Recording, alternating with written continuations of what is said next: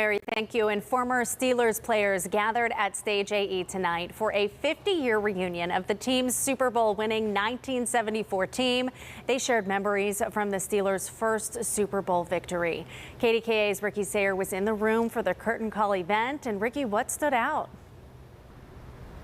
Well, there was a moment from early on in this event where the Mean Joe Greene grew emotional. He was one of 8 former Steelers from the Super Bowl IX winning team who was here this evening. We spoke with a number of them before the program got underway. They were scenes that could be stolen out of a high school reunion.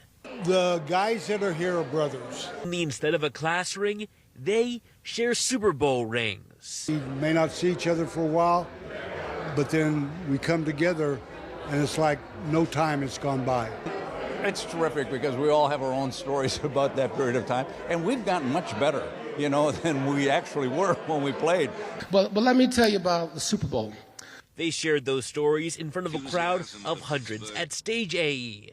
I probably will more than likely tell the story about the greatest running play that took place in Super Bowl IX, which I happened to carry the ball in. First play of the game, dive 34 sucker. I gained 18 yards. No reunion could, of course, be complete without Mean Joe Greene. You know, they let the Steelers loose on New Orleans. He shared how Coach Chuck Noll told them before the Super Bowl to have fun, and they were the best team in the league. Gave us the mindset to go out and play the game the way it's supposed to be played. We had fun and enjoyment. Franco and Moon, yeah, I never forget that play.